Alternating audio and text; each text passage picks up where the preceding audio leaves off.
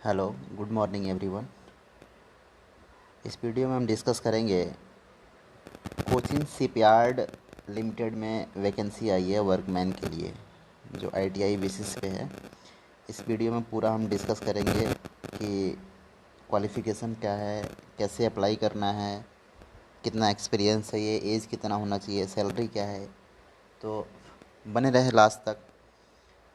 देखिए, एक वैकेंसी है ये कोचिन शिपयार्ड में, और वर्कमैन के लिए वैकेंसी है। टोटल पोस्ट है 330, और ये एक साथ में वैकेंसी निकली हुई है, यानी 1 तारीख जुलाई को ये वैकेंसी पोस्ट हुई है। और those candidate who are interested the vacancy detail complete eligible criteria, आप भर सकते हैं इस फॉर्म को। कॉन्ट्रैक्ट बेसिस पे वैकेंसी है, नॉट कंपनी रोल पे। पहले ये क्लियर आपको होना चाहिए कि ये जो वैकेंसी है 330 की, वो कॉन्ट्रैक्ट बेसिस पे है। तो नेक्स्ट हम बात करेंगे कि अभी इसका फ़ी कितना है। 300 रुपया फ़ी है। 300 रुपया इसका फॉर्म फ़ी, अप्लाई फ़ी है।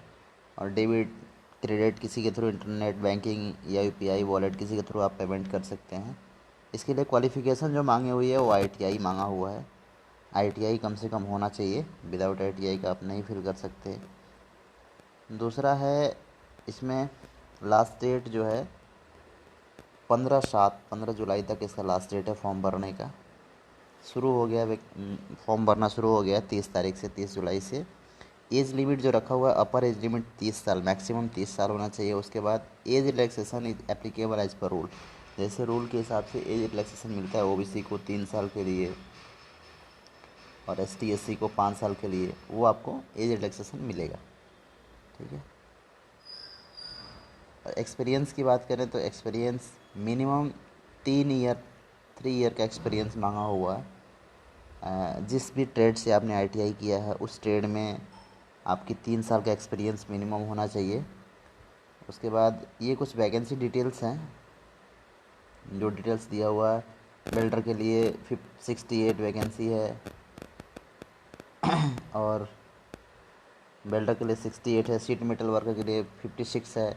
ऐसे फिटर के लिए 21 है। मैकेनिक डीजल मैकेनिक के लिए 13 वैकेंसी है। प्लम्बर के लिए 40, इलेक्ट्रीशियन 28 है। पेंटर के लिए 14 वैकेंसी है। मशीनिस्ट के लिए 2 वैकेंसी है। एयर कंडीशनिंग टेक्नीशियन के लिए 2 वैकेंसी है। ड्राफ्टमैन के लिए 2 वैकेंसी है। इलेक्ट्रॉनिक मैकेनिक के लिए 23 वैकेंसी है।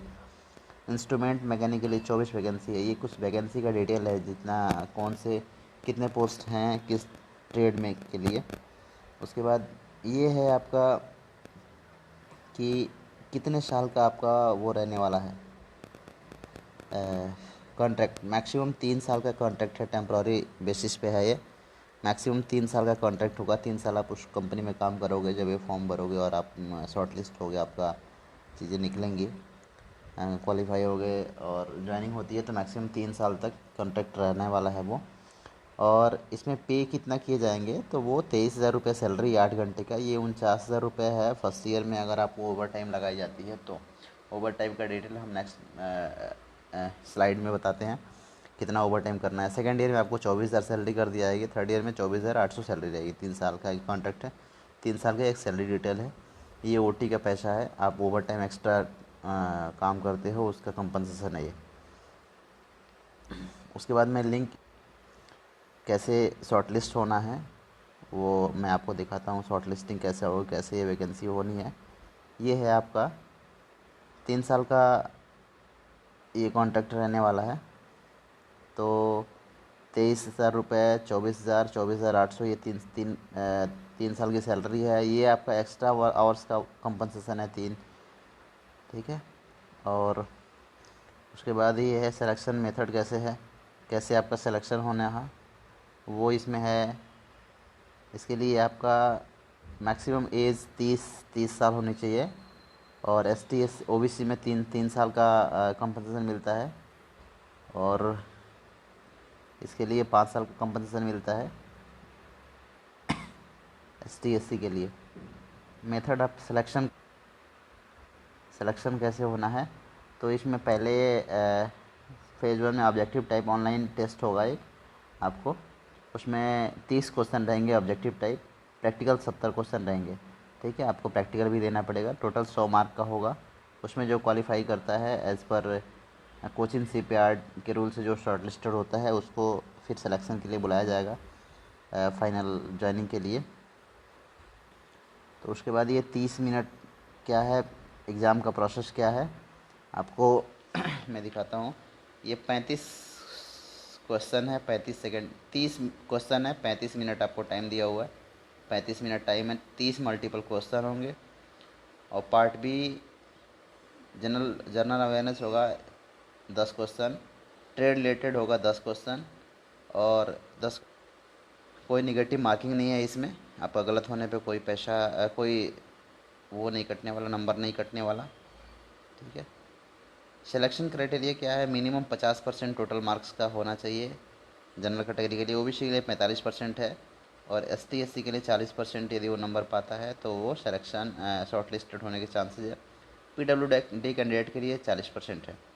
आपको बता दूं कि एससी और एसटी पीडब्ल्यूडी को फॉर्म भरते समय कोई भी फीस पे नहीं करनी है, वो फ्री है। ओबीसी और एसटी को, ओबीसी और जनरल को फॉर्म भरते टाइम पे 300 रुपये का एप्लीकेशन फ़ी सबमिट करना होता है।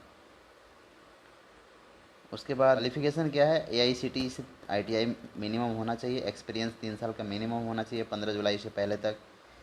ठीक है, एप्लीकेशन फ़ी की हम बात करें तो एप्लीकेशन फ़ी 300 रुपया देना है।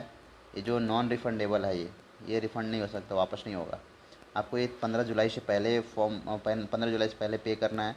एसटी एससी और पीडब्ल्यूडी कैंडिडेट्स के लिए कोई फ़ी एप्लीकेबल नहीं है। अप्लाई कैसे करना है, अप्लाई की बात करें तो अप्लाई करने के लिए आपको ये www.cochincpr.in पे जाना है।